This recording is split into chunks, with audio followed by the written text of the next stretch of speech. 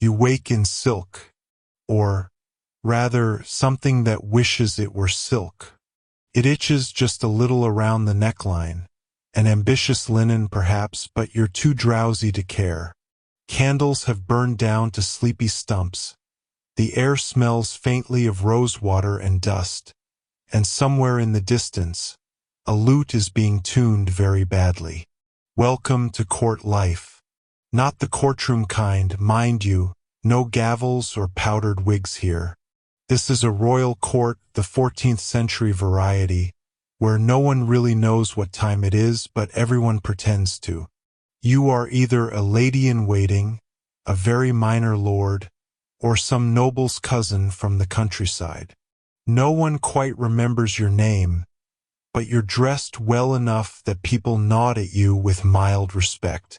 The king, however, knows exactly who he is, and lately he's been acting strange. There are rumors, as always, that he whispers to portraits, that he kisses empty chairs, that the entire west wing of the palace has been locked for weeks and smells oddly of lavender and milk.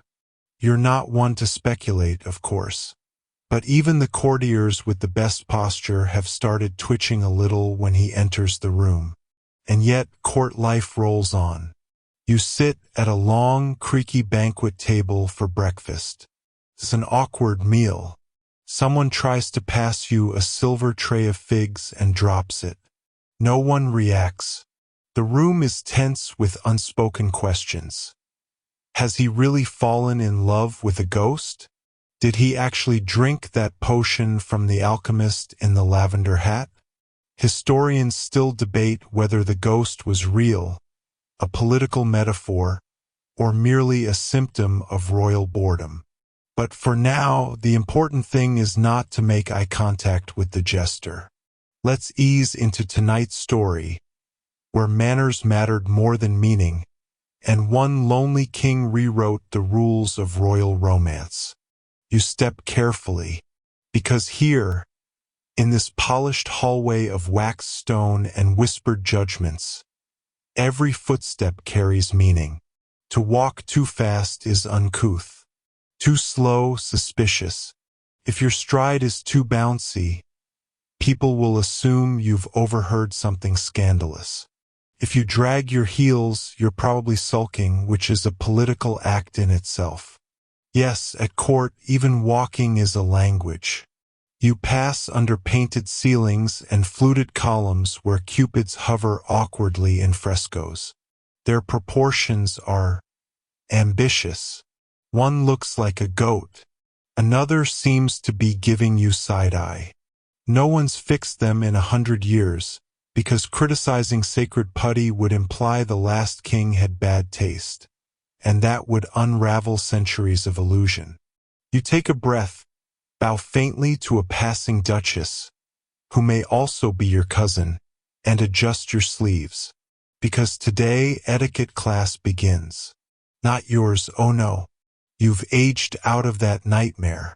Today, the young nobles are being formally taught the proper way to faint in a ballroom, how to walk down a staircase while pretending not to see your enemies, and how to express sorrow with just your eyebrows. It's all quite exhausting. Their instructor is Lady Helisand, whose eyebrows are insured by 3 banks and 1 nervous bishop. She glides across the room in layers of navy taffeta and rattling pearl, clutching a fan the size of a modest windmill. She stops the lesson abruptly and says, "Again, but this time, sigh as if your ancestor just lost a ship at sea." One poor girl faints too hard and hits the floorboards like a sack of potatoes. A footman carries her out with the solemn dignity of a knight removing a wounded comrade. You sip something that pretends to be wine. It's not. It's clarified cordial with rose hips and elderflower, which sounds medicinal and tastes like melted perfume. And then it happens. The king enters. He's dressed in mourning black, even though no one has died. His collar is stiff with silver thread, and his boots are so polished they reflect the ceiling cherubs. Everyone bows. He nods once, distantly, like a man who sees beyond this world. Because, well, he believes he does. He speaks to the room without moving his lips. It's possible he's reciting poetry in his mind. It's also possible he's listening to someone none of you can see, the ghost, or, as he calls her, her pale majesty. Historians have scoured the records for mention of her. Was she a long-dead queen, a figment of lonely grief, or a clever invention to avoid remarrying a duchess with powerful brothers? No one agrees. What they do agree on is that, ever since her pale majesty appeared, the king has been oddly serene. He no longer throws fruit at ambassadors. He's stopped commissioning operas about his own courage. His letters are filled with romantic flourishes and references to distant lilac winds. He seems, embarrassingly enough, happy. You glance around the hall. The nobles are still bowing. The king has not moved. Neither has the candle near him. For a moment, time seems to bend like heat on cobblestones. Then he smiles. Just once. A thin line of approval that startles everyone. And he leaves. Just like that. No one exhales until the echo of his boots fades. You return to your wine pretender. Lady Hellison dismisses the students with a look that says they are all unworthy of ever being haunted, let alone courted by a ghost. And you? You're beginning to wonder if maybe this ghost queen is the sanest thing at court. You wake in the early gray, not by a bell, but by the creak of the west corridor, the one only the ghosts use now. Or so the servants claim. Something about a duchess who once mistook nightshade for basil and still roams the halls whispering soup recipes. You've never seen her. But then again, she might have excellent etiquette. You rise slowly. Court mornings aren't frantic. They're composed, pretending to be slow even when they're hurried. You dress by candlelight, dabbing a hint of orange blossom behind your ears, because that's what the apothecary says helps deter melancholia. Or was it moths? Either way, you smell faintly like a spring drawer. Downstairs, the palace is already humming with purposeful aimlessness. Courtiers drift like silk-clad ghosts themselves, discussing absolutely nothing with the seriousness of a legal inquest. Everyone is very invested in what isn't being said. You sit beside an aging count at breakfast who stirs his porridge counterclockwise to confuse the devil. A superstition from his village, he claims, and now a vital part of court etiquette, according to him at least. His wig is slightly crooked. He has no idea. Across the table, someone sighs deeply and murmurs, "Did you hear?" The king was seen smiling again. Twice. The room quiets for a moment. Then a woman with diamond-encrusted fingernails asks, "Was she with him?" Everyone knows who she means. No one answers. Instead, conversation drifts to more stable ground. Like that young baron who tried to court a Flemish heiress by sending her a love poem folded into a cheese. The mice ate it. So did her dog. No one's sure who the intended reader was. Perhaps the cheese itself. But the talk of love puts you in mind of something more urgent than politics or phantom queens. The apothecary. You head there mid-morning, past the aviary of warbling songbirds and the statue of a former king wrestling a swan. It commemorates a boating accident. Or a temper tantrum. Sources vary. The royal apothecary is tucked beneath the North Tower. A room that smells like dried rose petals and regret. Shelves lined with bottles labeled essence of quiet thoughts, and thrice distilled lark's nostril. There's even a dusty jar labeled simply, "Don't." She greets you with the same deadpan she uses for everyone, as though she's already imagined your funeral. "What sort of foolishness today?" she asks, not unkindly. "You ask about love potions." She snorts. "For you or for someone dangerous?" You hesitate. "It's for a research project." You lie poorly. She mutters something about cinnamon and poor decisions, then pulls out a recipe book written in 4 kinds of ink, including one that smells suspiciously like vinegar. You flip through. "Infusion for charming cattle, works on minor nobility. Elixir of emotional transparency, not recommended for courting. Tincture of mutual delusion, high success rate." And finally, aromatic draft for dreaming of lost lovers. It's brewed from dried lilac, river mint, and the memory of something you never said. You're not even sure how that last ingredient is harvested, but the apothecary waves a spoon over your head and mutters, "That'll do." She prepares a small vial, clear, iridescent, and slightly humming. You're told to take it with warm milk and not to speak for 15 minutes afterward. The potion prefers silence. You thank her, but she's already gone, fussing over a jar of pickled beetles and muttering about someone who drank an entire bottle of forget-me-nots. Back in the corridor, you wonder, what if the king drank one of these potions? What if that's how it all began? Not grief, not madness, not even love. Just a mislabeled bottle, a lonely night, and a whisper in the candlelight. It wouldn't be the strangest thing to happen here.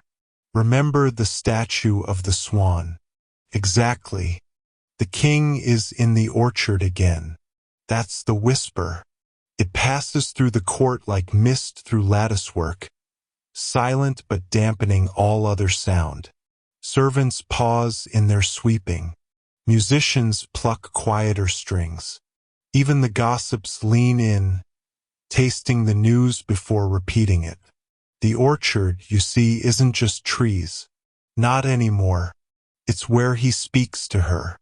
You go there after midday, following the stone path veined with ivy and the occasional discarded fan. Court ladies drop them like breadcrumbs during dramatic exits, but never come back for them. The orchard is not grand. It's not symmetrical or well-groomed. No clipped hedges or formal parterres. Just wild apple trees, heavy with the scent of late summer, and paths where grass has learned to grow in silence. He's there. Not the man in robes, or the crown-wearing effigy from court ceremonies. Just a figure in simple linen, sitting beneath a crooked tree, speaking very softly. You can't hear her, because she isn't there. Or is she? Now, here's where the scholars start arguing again. Some say she was never real, a figment conjured by grief after the death of a beloved queen. Others suggest a political ruse to avoid remarriage or to hide an illness. A third camp, more romantic, insists she was indeed a spirit, a former noblewoman, murdered during a feast in the year the river froze. Her body never found. Her wedding veil discovered months later in the rafters. As always, no one agrees, but you can't help noticing the king nods sometimes, as if replying to something. He even laughs now and then. A small laugh, but unmistakably real. That orchard has become sacred ground. Not officially, of course, but no one enters it unless summoned. Even the gardeners leave the weeds respectfully untouched. Which means, yes, obviously, it has become the center of court rumor. They say he sees her in mirrors, that she braids his hair when he sleeps, that she hates cardamom, that once, at a banquet, he raised a toast to the empty seat beside him and the wine in her untouched goblet evaporated on cue. Of course, you weren't at that banquet. You were in the kitchen, arguing with the fishmonger about whether sturgeon have feelings. They do, apparently. Deep ones. Still, you've heard stories. Everyone has. But today something feels different. As you step away from the orchard path, a light breeze rushes through the trees. Leaves lift, tremble, and then settle again in a pattern that vaguely resembles a name. No one else's name, just hers. You can't read it, not precisely, but your spine tingles like it's been whispered. That evening, the palace prepares for yet another dinner. These happen nightly, regardless of the quality of conversation.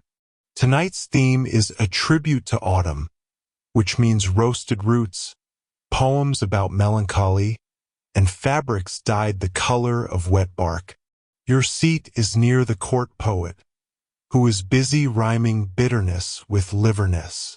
You try not to weep. The king enters late. As always, no fanfare, no trumpets. Just a hush. He sits. Then he lifts a small folded note from his sleeve and places it beside his plate. No one asks. They don't need to. It's her writing. According to legend, she still leaves him letters, folded with care, written in a script no one else can decipher. The ink smells faintly like violets and old candle smoke. One brave chamberlain once tried to read one. He went temporarily blind and started reciting weather patterns from 3 centuries ago. They don't let him near pens anymore. Tonight, the king reads the note, smiles faintly, and says, "She wants the minstrels to skip the song about the trout." No one dares question him. The minstrels switch to something more haunting. It's a lullaby or a love song or both. Sounds like longing. You watch him quietly and wonder, what if this isn't madness? What if it's devotion? The kind that transcends etiquette, court pressures, and reasonable behavior. What if love, true love, simply refuses to follow rules? Even ones written in blood or in royal ink. The fish course is served. Tastes like regret. The king eats slowly, and then, without warning, looks up and says to no one, "She thinks the potatoes were overcooked." You stifle a smile. Everyone else nods solemnly. She is, after all, a queen, even if she no longer needs shoes. You're summoned at dawn, which, frankly, feels rude. The light is still soft and pink, and you haven't had your morning figure. But the messenger is insistent, and before you can offer any protest involving your back, your knees, or your fondness for sleeping, you're walking barefoot through the cold mosaic hallway. The king wants counsel, specifically your counsel, which is unusual because you're not really a counselor. You're more of a court drifter. You fix things sometimes. You remember things other people forget. You know who's allergic to lavender and who's been secretly sneaking off to the herbalist to flirt over nettle tea. But a royal summons is a royal summons, and you're not about to say no to the man who speaks to ghosts with better manners than most people use with the living. He greets you not in the throne room, but in the hall of still water, a quiet, echoless space where the air is always cool, and the marble floor feels like the bottom of a well. "She wants a wedding," he says. You blink. You're not sure whether to ask who, why, or how do you marry someone you can't see. But the king, bless his slightly mad heart, is already pacing. She says it's improper, that people talk, that she doesn't feel legitimate. You do not point out that she is also not alive, because this is a place where logic only sometimes visits, and usually with its shoes off. So you nod.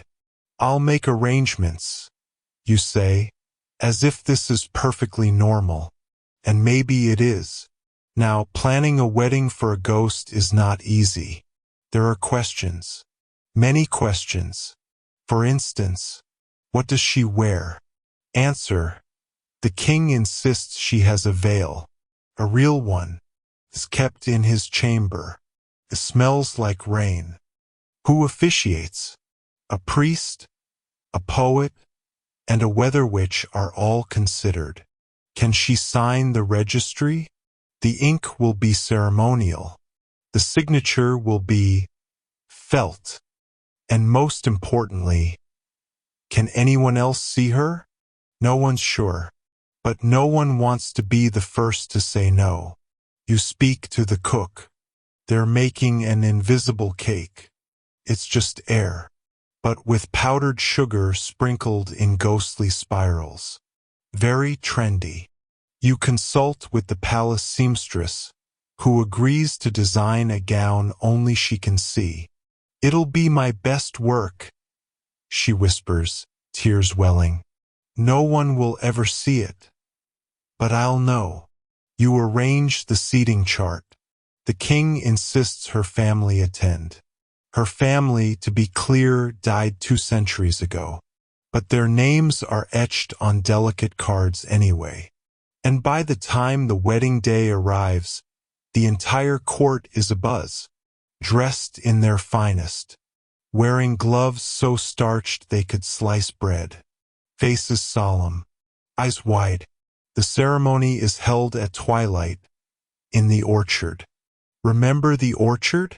That overgrown cathedral of leaves and silence? It's lit with thousands of tiny lanterns tonight. They swing in the breeze like stars reconsidering their careers. The king wears blue. He stands beneath the largest tree and waits. No one speaks. Even the birds seem to understand. Then the veil lifts slightly, as if moved by hands unseen. A hush, a gasp. One of the court ladies swears the lanterns flicker in the shape of a crown. The officiant, a wiry old scribe with 3 cats and questionable theology, speaks the rites. Do you, he begins, accept this presence as your eternal partner, in all things visible and invisible, witnessed and whispered? The king nods, eyes bright. And do you, he adds more carefully, accept him with all his flaws, his size, his issues with potatoes? A breeze rises. The tree sways. The veil flutters. The scribe takes that as a yes. They are declared married. A cheer goes up, tentative at first, then full-hearted. The ghost queen, it seems, has a court now, and a wedding night, which, thankfully, no one discusses. Later, in the darkened halls, you hear laughter. Soft, paired laughter, like 2 people remembering something at the same time. And for just a moment, the palace feels more alive than it ever has, even if one of its newest residents isn't. The morning after the ghost wedding, the palace staff tiptoe, not for fear of waking the royal couple, who now technically live in a suite that's half linen closet, half seance parlor, but because no one wants to be the first to say so. What now? You, unfortunately, do not have that luxury. You've been summoned again. Same pale-footed page boy, same bleary eyes. This time, the message is less poetic. The queen, the page whispers, is unhappy. You squint at him. Which one? He shrugs. The thing is, ghost marriage turns out to be far less final than one might expect. With no crown to weigh on her head and no throne she can physically sit in, the queen, let's call her Elira, since that's the name the king hums in his sleep, has developed opinions. Strong ones. She disapproves of court embroidery, which she finds gaudy. She dislikes the smell of figs. She's furious that the royal falconer allows birds to shriek so improperly. She says it's not how they did it in her day. The king says, rubbing his temples, "Do you know how many changes I've made to the napkin folding?" "You do.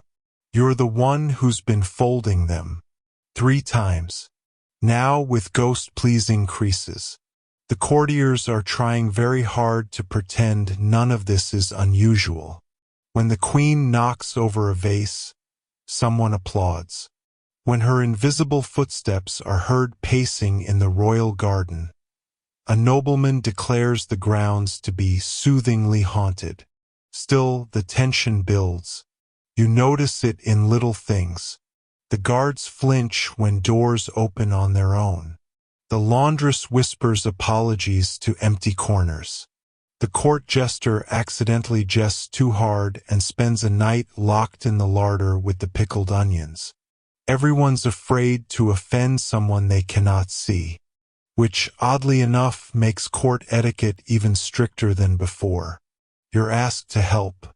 Again, this time with rules.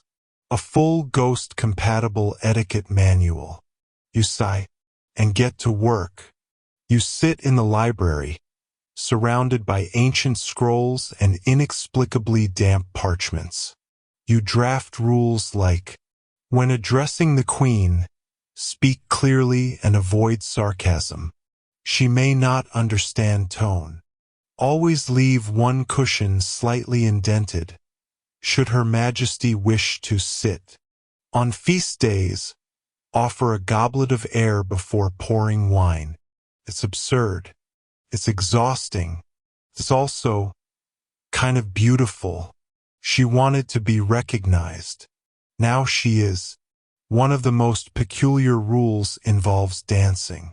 Apparently, Elira loved to dance. She'd spin through the palace halls in her former life, accompanied by music played on hollow drums and finger cymbals. You arrange a revival of this tradition. On the 7th evening after the wedding, a dance is held in the moonlight courtyard. Musicians play soft, strange rhythms, half lullaby, half heartbeat. And the king? He dances, alone, slowly, reverently, with arms out as if holding memory itself. No one laughs, not even the guards. For a few moments, the entire court watches something they cannot see, but absolutely feel. Maybe this is why love survives the impossible. Because sometimes the rituals are real enough to hold the weight of longing. Later that night, you find a note, not written, scratched gently into the fogged surface of your chamber mirror. One word, thanks. You blink, then laugh, and for the first time in days you sleep without waking once. By the end of the month, ghost matrimony has made its way into the realm's fashion trends. Ladies now wear veils not over their faces, but trailing several feet behind them, to allow space for ancestral approval. Men begin growing faint mustaches they claim are styled after long-dead romantic poets, though none of them can quite name which poets, or in which century. And in the palace, Elira's presence is no longer questioned. It's been woven into daily life like a strange new embroidery pattern, half believed, half felt, entirely inconvenient. You walk through the gardens one morning and see gardeners muttering polite hellos to patches of air. You nod. That's just good manners now. But not everyone is thrilled. A delegation arrives from a neighboring kingdom, led by a marquis whose eyebrows communicate louder than his voice. He watches the king toast to my ever-present bride and winces. Later, in private, he speaks carefully. Your Majesty, the Marquis says, while we respect spiritual unions, we are concerned about the line of succession. Ah, there it is. You knew this was coming. Turns out ghost queens can't produce heirs. And the council, bless their silk-trimmed sense of crisis, is now in full panic mode about royal continuity. Should we name a spiritual heir? Someone whispers. A symbolic egg? Another offers. Perhaps a very poetic dog? Says the jester, now permanently assigned to comic relief during political discussions. The king looks weary. Heirs are important, he says, but I loved her before she died. I still love her now. I will not pretend otherwise. That's the trouble with devotion. It rarely follows protocol. But there's another layer to all this, and it lands in your lap like a half-scribbled letter blown in from the past. Because deep in the palace archives, someone finds it. A scroll, badly faded, slightly singed, written by Queen Elira. It's addressed not to the king, but to the future. To whomever walks these halls when I no longer can, it begins. Remember that love is not always seen, but it leaves fingerprints. The scroll details her hopes for peace, her love of ritual, and a request that if she were ever remembered, it be through the arts. Dance in my name, she writes. Sing my songs. Don't worry about statues. I never liked my nose. The discovery changes everything. Suddenly, the court is organizing festivals in her honor. Ghost-themed operas. Midnight poetry readings where no one claps, just in case Elira is listening and dislikes noise. One of the local priests suggests she be sainted. Another suggests she already is. Still, there are practical matters to tend to, like food. It turns out that in households across the kingdom, people have begun leaving out meals for the dead. Not just Elira, relatives, pets, former lovers, anyone vaguely missed. Dinner tables have doubled in size. This causes supply issues. So you're appointed yet again to draft official ghost hospitality guidelines. You include things like, leave symbolic offerings. A full roast is unnecessary. Do not attempt to serve soup to spirits. It will spill. If your ghost appears dissatisfied, consider that you are projecting. Oddly enough, ghost etiquette brings people closer. Families start talking more. Arguments slow down. After all, no one wants to yell in front of Grandma's spirit. It softens the kingdom. And in that softness, the king begins to smile again. Not often, but enough. He still dances every seventh night, arms open, music low. You still fold napkins in ghost-approved triangles. And somewhere, between the rituals and the ridiculousness, life goes on. A little quieter, a little stranger, a little more full of love. Even the kind that's invisible. You're summoned before dawn, which is never good. Even the sky looks unsure, caught between starlight and the milky blur of morning. You hurry through the marble corridors, feet slipping slightly on dew-slick tiles, and arrive at the council chamber still pulling on your left boot. The king is already there. So is the entire court. And, unsettlingly, a troupe of musicians in funereal blue. Something has happened. We've received word, announces Lord Penryn, whose entire personality is built around being tall and grave. A foreign delegation is on its way. They mean to challenge the king's marriage as heretical. You blink. Of course they do. Apparently, word of Elira's posthumous wedding has reached beyond your borders, and not everyone is thrilled about the kingdom's turn toward romantic necro-rituals.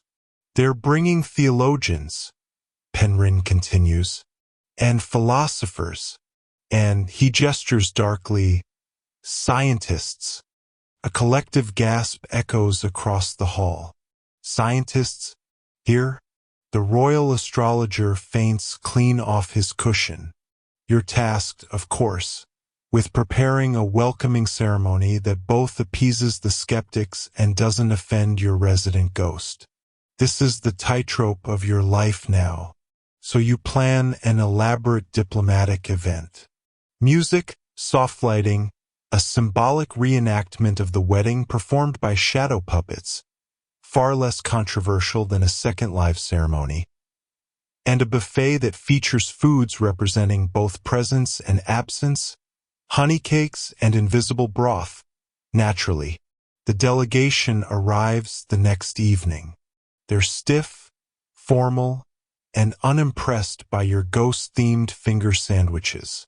One particularly bearded philosopher begins his speech with, "We come seeking clarity in the fog of superstition," which is a great line if you're trying to insult everyone in the room.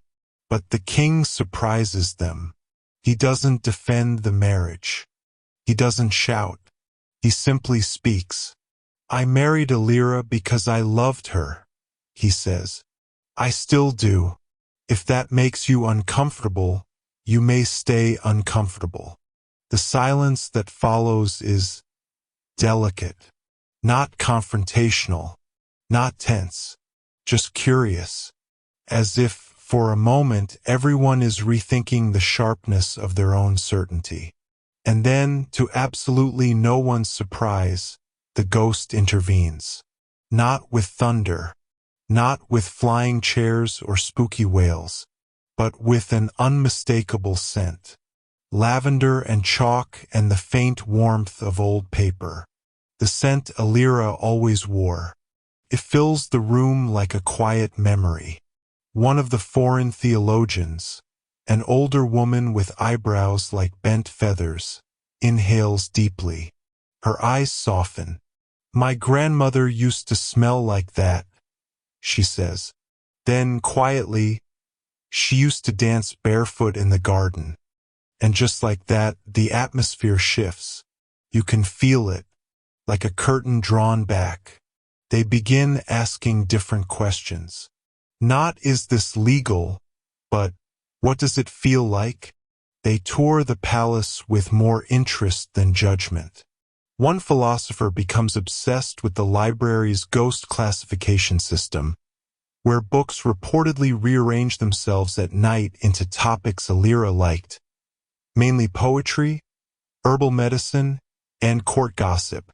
Another interviews servants who've spoken with her, though the ghost never replies aloud, just knocks once for yes, twice for "Don't be ridiculous." And through all of this, the king remains steady. He still hosts dinners, still leaves the seat beside him empty, still smiles occasionally, as if remembering a joke no one else heard. You start to understand something that scholars rarely do. This isn't about proof. It's about permission. Permission to grieve oddly, to love strangely, to live with absence in a way that makes it present. The foreign delegation departs with softened voices and far more poetry books than they arrived with. Even the bearded philosopher leaves with a bottle of the king's favorite ghost-scented oil, muttering, "For research purposes, obviously." Of course, back in court, things don't return to normal. They evolve. There's a new position at court now, royal intermediary to the spirit realm. You're asked to take it. You ask if it comes with a raise. It doesn't. But it does come with a chair beside the empty one. A front row seat to a marriage that exists half in this world and half in the one we don't fully understand. Some nights you swear you hear laughter. Not haunting, not eerie, just happy. And in a strange way, that's the most miraculous part. Not the wedding, not the ghost, but the kingdom that learned to hold both. You're learning to plan around the whims of a ghost. This is not covered in any royal etiquette manual, not even the revised edition, which now includes a chapter called Banquets and the Ethereal Guest. You helped write that one. Your main contribution: never serve smoked eel. Alira hated smoked eel. Today, your challenge is subtler. The royal painter has asked for guidance. He's been commissioned to create a new portrait of the royal couple, which would be perfectly straightforward if one of the subjects hadn't died 5 years ago and now exists only in drafty breezes and perfume scents. Should I paint her as she was? The artist asks. Or as she might be? You pause. You don't know. It's not the first time someone's asked you to explain the etiquette of representing the metaphysically complicated. Last week, the seamstresses wanted to make a court gown in Alira's honor, and the question became, should it be worn, displayed, or left floating alone on a dress form like some particularly stylish haunting? The dress now lives in the West Wing, under a glass dome, next to the king's favorite chair. At night, its hem occasionally rustles. That's as much direction as anyone gets. The painter, for his part, decides on something bold. He paints her as a kind of silhouette made of curling vines, pale blues, and the faint outline of lips you recognize even in suggestion. She's not fully there, but she's unmistakably present. And beside her, the king, not grasping her hand, but extending his toward her, as if in constant reach. When the portrait is unveiled, no one claps. They just exhale, like something real was finally acknowledged. Even the ghosts you imagine approve. Meanwhile, whispers ripple through the court about a new rumor, that Alira was never fully human, that she may have been descended from a forest spirit, or an ancient priestess, or even, according to one overexcited herbalist, a moonbeam disguised as a woman. This is what happens when logic retreats. Myth rushes in. Still, you admit the stories are oddly beautiful. One made claims she saw Alira's reflection in a puddle, though no one else was nearby. Another swears her cat now sits by Alira's favorite window and purrs at nothing. None of this is conclusive, but none of it is impossible either. And historians? Well, they're having a terrible time. They arrive wide-eyed and bristling with scrolls. They interview every living witness. They measure footprints and cold drafts. One insists on sleeping in Alira's former chambers to test spiritual temperature fluctuations. He ends up writing a 700-page tome called Absence and Affection, Paranormal Romanticism at the Edge of Royal Policy. It's unreadable. The king places it gently in the fire. With love, he says, you're increasingly aware that you live in a time that will be very difficult to explain later. How does one footnote a ghost marriage? How do you document etiquette for conversations that never occur out loud? How do you explain the way love lingers, not just in memory, but in the folds of daily life? The king has started writing letters again. He leaves them in the rose garden, tucked beneath a stone.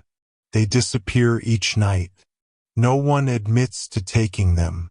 One letter, accidentally retrieved by a gardener, simply said, "Do you still laugh when it rains?" There are no rules anymore. Only kindness, adaptation, a slow softening of hard expectations. And yet, bureaucracy endures. A delegation arrives from the southern provinces to renew their fealty, but with questions. Are we expected to honor the Queen's memory in annual festivals? Do we send offerings to a spectral throne? Must all weddings now include incense? You draft a response that is equal parts poetic and useless.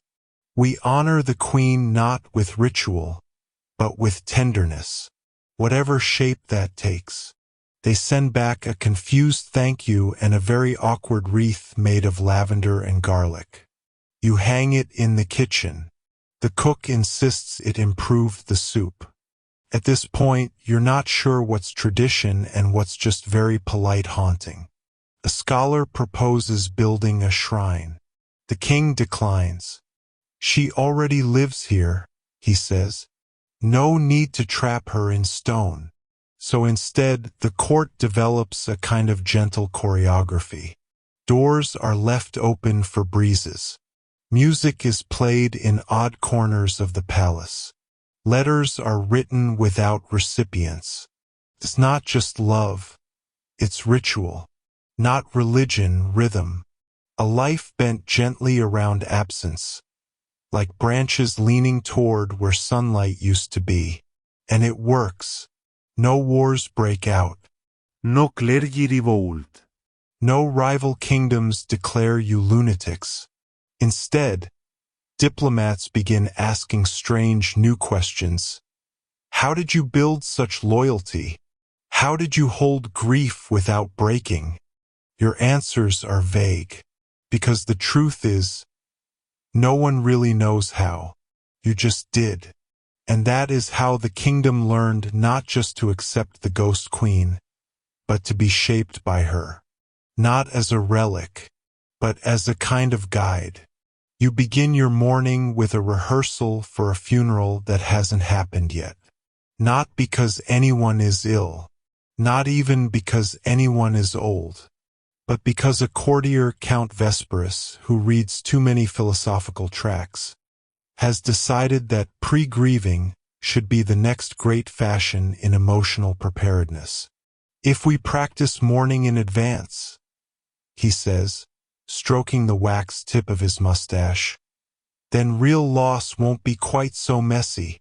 You watch a dozen nobles walk in slow, dramatically tragic circles while a lute player hums an unfinished dirge. It's not particularly moving. It mostly looks like a nap interrupted by a slow conga line. You excuse yourself, politely, before someone assigns you a fake eulogy. In the hallway, the ghost queen's dress is turning ever so slightly. No wind, just fabric, shifting. Remembering something. You nod. This, at least, you understand. Today is heavy with peculiar tasks.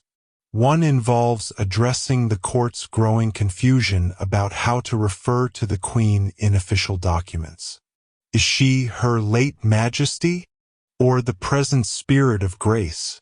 Or, as one overenthusiastic bard suggested, she who is not but is? The king chooses simply Alira, no title. No postscript. She was never a symbol to me, he says quietly. Only herself. This naturally drives the scribes into existential meltdown. You spend most of the afternoon soothing them with lavender ink and small cakes. They recover eventually, just in time to begin transcribing the Royal Alchemist's newest collection, Emotional Resonance in Herbal Infusions. It's essentially a recipe book for mood-based teas. You flip through it while pretending to listen in on a very dull conversation about roof tiles. The entries are specific. For remembering a love you're not sure was real. Steep elderflower in dew collected under a waxing crescent moon. To invite melancholy that doesn't hurt. For basil leaves and the faintest trace of clove smoke. For forgetting someone without bitterness. Burn the tea. The king tries one labeled lingering fondness. Tastes like old honey and violet breath. He doesn't comment, just sips and stares at the ceiling a long time. That night, you dream of glass corridors and laughter that echoes like music in a hallway that never ends. When you wake, the air smells faintly of cinnamon. Meanwhile, a new envoy arrives from a desert kingdom. She wears silver shoes and carries a basket of bone-white peaches. She speaks 5 languages, not one of them yours. Still, she has one question. Is the queen visible? You hesitate. She clarifies. We heard she speaks through bells. Ah, that old rumor. You nod carefully. Sometimes, yes. Wind chimes in the inner garden have been behaving very oddly since last summer. Sometimes they ring before footsteps, or only when someone is thinking of her. This apparently satisfies the envoy. She leaves the peaches and offers a peculiar compliment. Your grief is well balanced. You decide to write that one down. It may come in handy at the next diplomatic banquet. Court life continues with its usual blend of ceremony and quiet absurdity. The jester has begun impersonating ghosts, to mixed reviews. A nobleman commissions a haunted tapestry. I wanted to sigh when you look at it too long. The king orders a new kind of candle, smokeless, scentless, unervingly pale, and places it beside Alira's old comb. You catch him watching it for hours, not waiting, just sharing silence. And then, one crisp morning, he announces something entirely unexpected. A festival, not of mourning, not of marriage, but of memory, a living holiday. He calls it the day between, not past, not future, a celebration of what stays with us after people are gone, but before they disappear. At first, the idea is met with polite bafflement. But then a baker suggests commemorative pastries.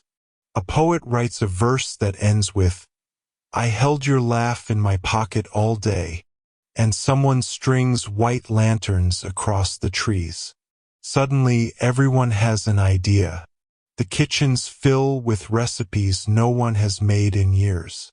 People dig out trinkets from drawers, coins from honeymoons, pebbles collected by children, locks of hair, a ribbon once tied around a wrist, not to cry over, just to remember. The day arrives. It's quieter than a normal festival. No horns, no dancing, but there is music. Light, strange, drifting through the courtyards. The ghost queen's dress is moved to the central hall.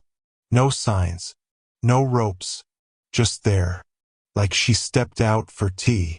The king walks alone at first, then with his hand outstretched, fingers brushing the air where hers might be. And you sit beside the fountain and hum the lullaby she once sang to the kitchen maids. One of them hums back, not quite in tune. It is enough. The night ends with the softest kind of applause. The rustle of leaves, the snap of candle wicks, and someone whispering, Thank you. No one is sure to whom, but that's fine. Some acknowledgments don't need addresses.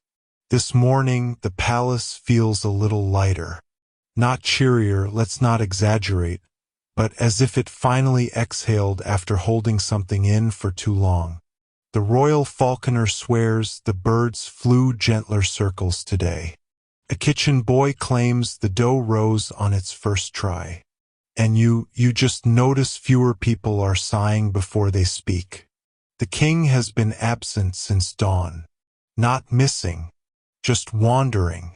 He does that sometimes.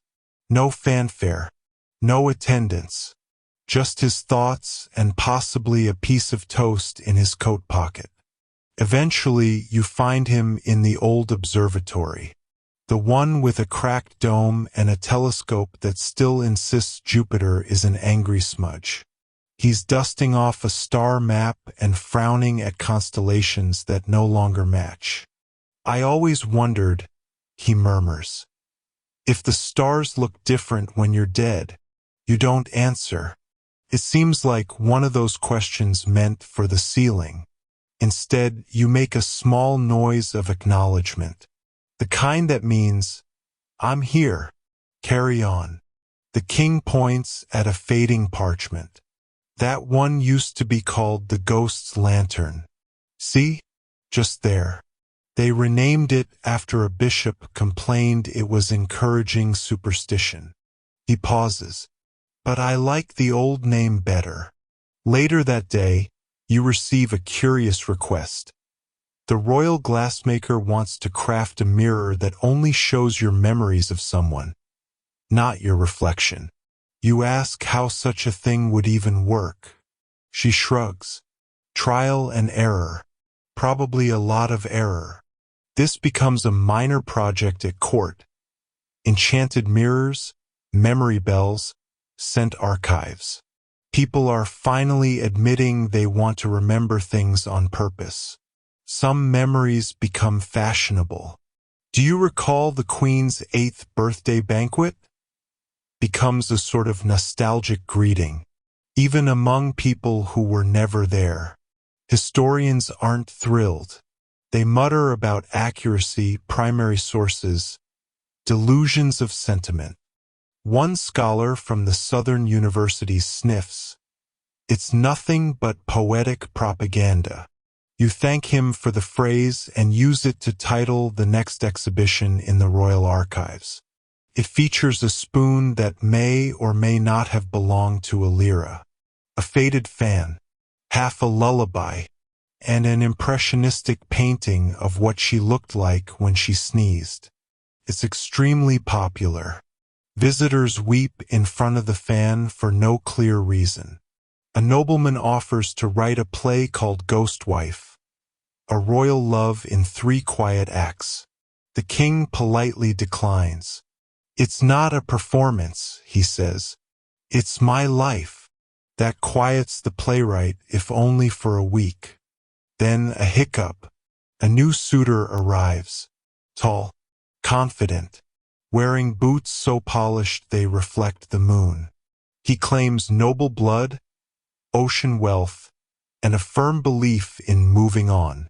He refers to a lyra in the past tense, calls her a lovely chapter. The court holds its breath. You sip a drink with too much anise and no backbone. The king listens, does not respond, just watches the man's shadow crawl across the floor, then says evenly, "This is not a library, sir.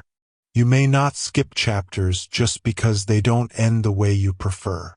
The suitor, to his credit, leaves quietly, though later someone finds a rose on the Queen's old chair.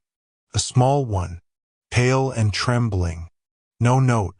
Whether it was apology or sentiment, no one can say. Historians still debate whether the king seriously considered remarriage at any point, or if the presence of Alira's dress made such speculations moot. Afterward, the king requests a chamber be renovated. Not a new bedroom, not even a study, a sitting room, for 2, or 1 and a memory.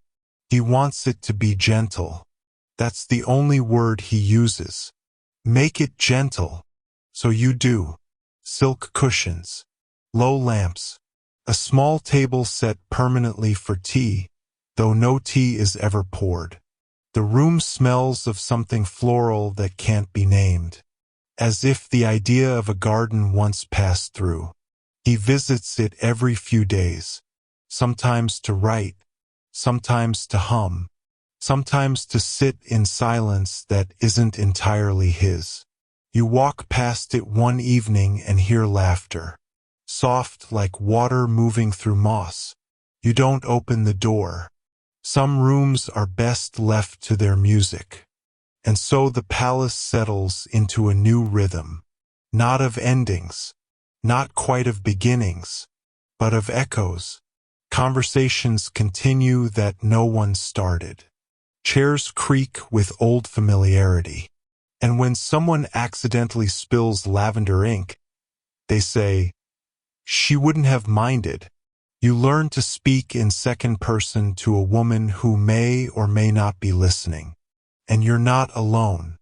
In the kitchens, they still slice peaches the way she liked. In the archives, a small corner is always kept open for her next memory. The court moves on, but not away. It adapts the way trees lean toward the light.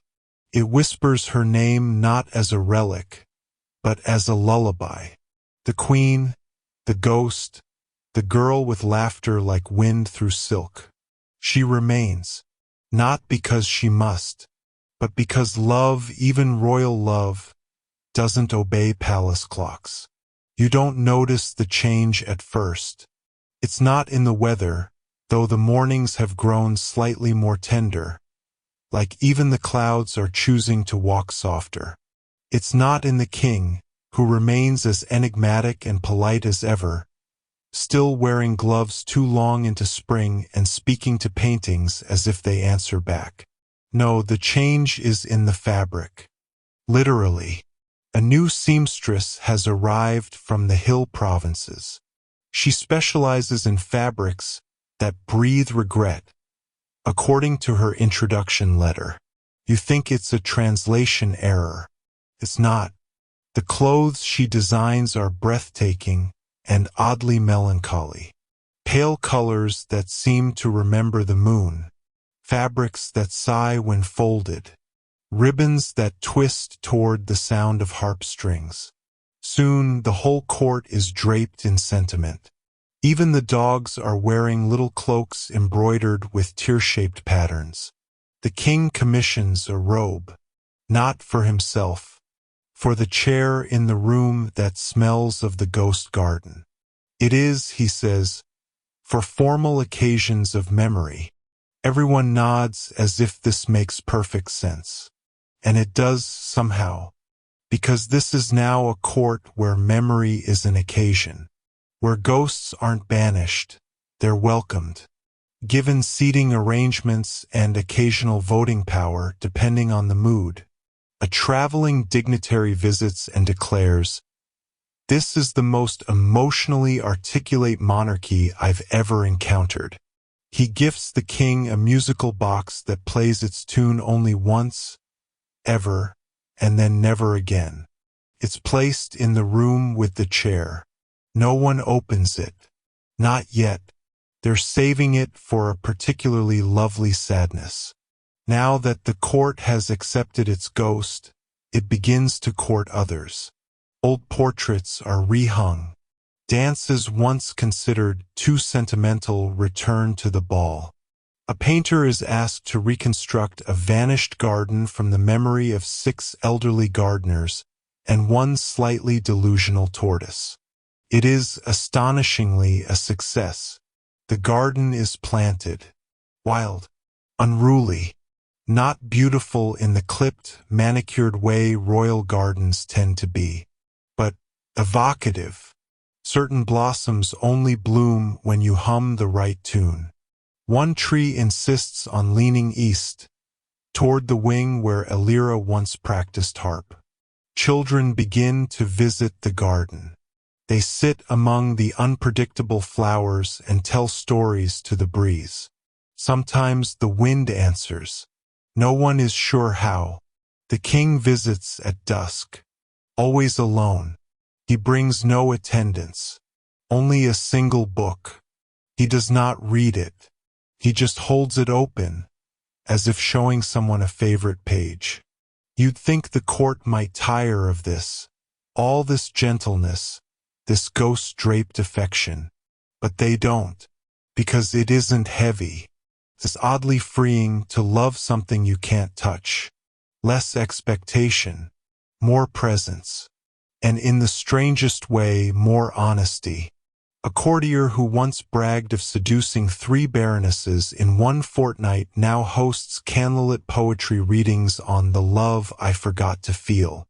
He's surprisingly talented. A duchess launches a perfume line named Absence. One scent smells like letters you never sent. Another, like snow that melted before you noticed it had fallen. Even the treasury gets involved. Coins are minted with double-sided profiles, 2 faces in mirror image. The inscription reads, "For what was and what remains." A small rebellion of accountants insists this is impractical. They are ignored. But not everything can be nostalgic fog and dew-kissed memory robes. Real life inevitably tries to tap gently on the window. Specifically, a small border dispute. 2 neighboring kingdoms, both utterly convinced that a stretch of lavender fields belongs to them. Neither kingdom has actually used the land in years. But now that lavender is fashionable, thanks in part to your ghost-scented tapestries, they both want it. The king is summoned to mediate. He goes reluctantly. Before he leaves, he asks you to check the chair. Make sure it isn't lonely. You do. You place a new cushion. Lightly dust the windowsill. Leave a fig cake in case a lira or memory or whatever presence lingers. Feels like dessert. The king returns 3 days later. His hair is tousled.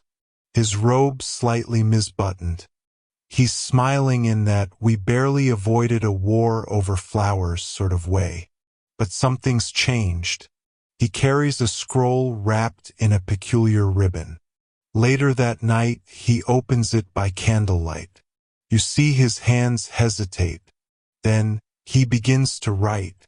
Not a decree. Not a speech. A letter. You don't ask to whom. He places it on the seat of the chair and leaves the room. When you return in the morning, the letter is gone. The fig cake, too. That week, pigeons begin to arrive, carrying notes with no signatures. Just small poems, pressed flowers, and occasionally a pressed feather from some bird that no longer exists. The court files them under ghost correspondence. There are 37 by month's end. One is addressed to you. It reads, "Don't forget the way the garden leans." You pin it above your desk.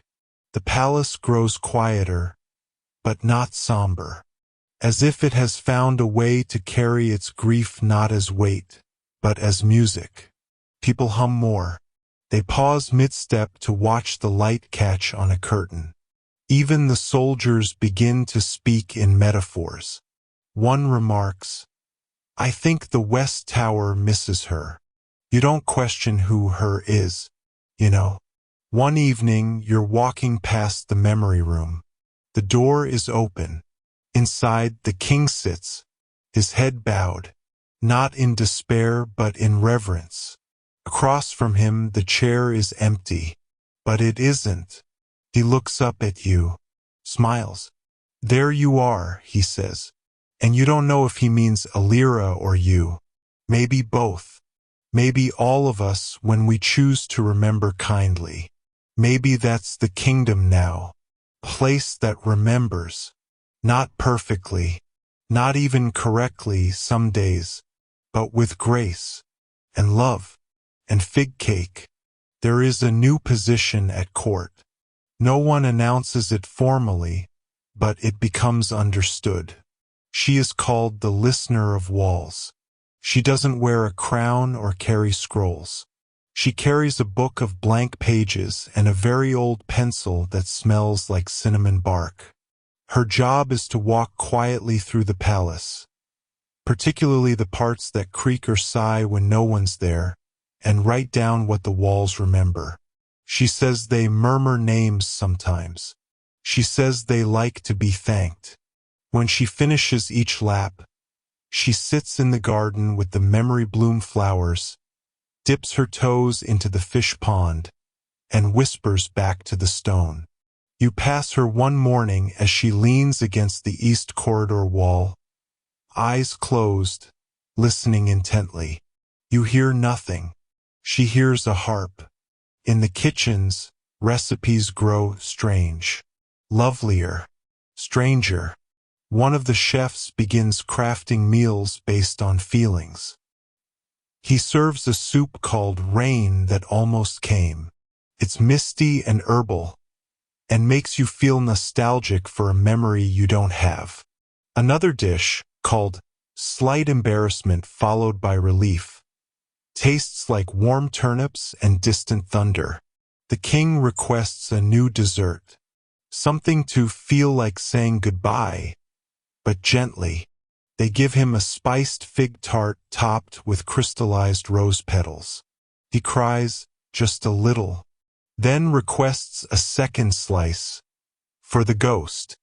There's a rumor that Alira, if that's who the ghost truly is, has started writing letters again. They appear in odd places, tucked behind flower vases, pinned to coat cuffs, occasionally drifting down like snowflakes in the middle of summer. They are never frightening, only kind.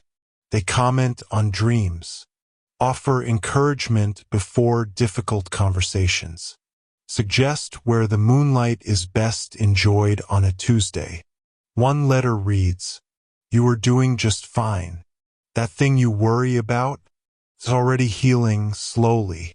Be gentle with your mornings, and drink more mint tea."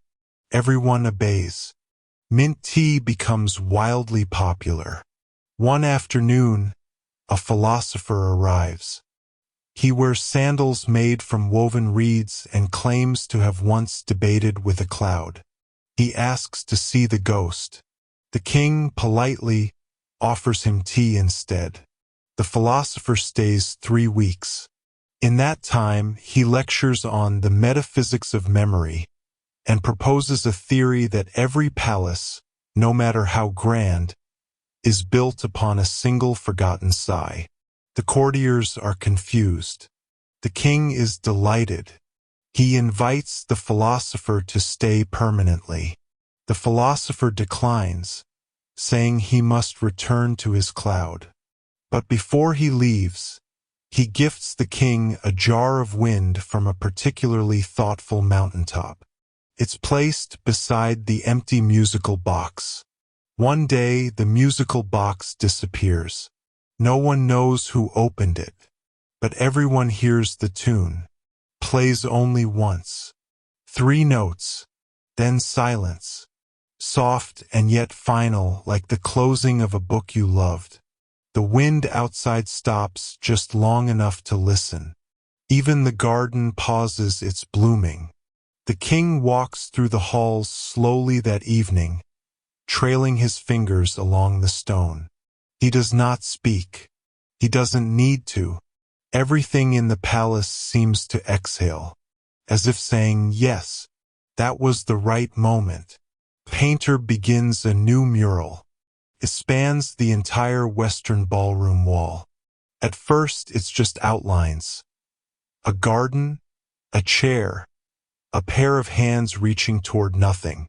Then slowly details emerge. A shadow shaped like a harp. A dress made of moonlight. Eyes closed, smiling. The painter refuses to say who it is. But everyone knows. And the strange thing? No one argues anymore. About anything. Not because they're afraid, but because what could be more important than remembering gently? Disputes are settled with lullabies. Decisions are made with long walks and herbal tea. Even the mice in the cellar seem calmer. One courtier swears he saw 2 of them bowing to a candlestick. You believe him. Time does what it always does. It moves on.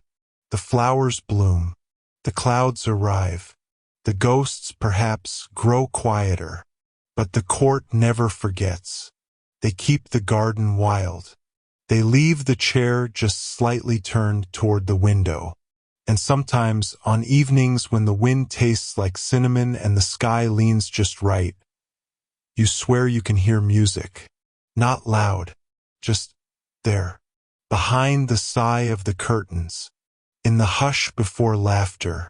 And you think, perhaps some stories don't end. They just settle in, like dust motes in golden light, like petals on still water, like love that learned to linger. The days at court are quieter now, not somber, just slower, like a song that's chosen to hum itself instead of sing aloud. The servants still bustle, the nobles still posture, the kitchen still experiments with dishes like nervous curiosity and grief with a hint of basil. But underneath it all, there's a hush, a reverent pause that hasn't left since the music box played its final notes. The king, older, gentler, takes his tea by the eastern window now. He likes the light there, says it makes the ghosts less shy. His hair has silvered, and his walk is more measured, but his eyes still scan the shadows, half expecting to find a second cup already poured. Sometimes he smiles at nothing, and sometimes that nothing smiles back. The garden has become a kind of sanctuary, not just for flowers, but for secrets, for promises that never needed to be spoken aloud. The roses grow in pairs, always one pale, one deep crimson. The fig trees hum softly in the breeze, and the pond, still and wide, holds every whispered name ever spoken there like a memory too precious to ripple. Visitors still come, some seeking answers, some seeking peace, some just needing to feel something old and kind and impossible. They leave offerings, ribbons tied to branches, notes folded into shapes of animals, teacups turned upside down with sugar cubes left inside. No one explains the rules, but everyone seems to know them. And if you listen, truly listen, you might hear the faintest breath of harp strings. You might feel a draft that smells like sandalwood and salt. You might think, just for a moment, that someone is walking beside you. You are probably right. The listener of walls still writes. Her pages are still blank to the untrained eye, but those who've been here long enough know. Every silence is a sentence. Every creak is a paragraph. Every sigh is a sonnet. And on nights when the wind doesn't blow, and the stars blink a little slower, you might sit very still, cup in hand, and wonder, was she ever real? Did the king truly fall in love with a ghost? Or did he just remember something the rest of us forgot? A truth too soft for history, too quiet for scrolls, but perfect for bedtime. So rest now. Close your eyes. Let the palace fade behind you. Let the harp grow distant. Let the roses bloom, again and again, without needing to be watched. Wherever you are, whatever time it is, know that you're welcome here always, in a place where ghosts are kind, and love never truly leaves. Good night from the Bedtime Sleepy Historian. Comment where you're watching from, and may your dreams be full of fig trees, moonlight, and stories that remember you back.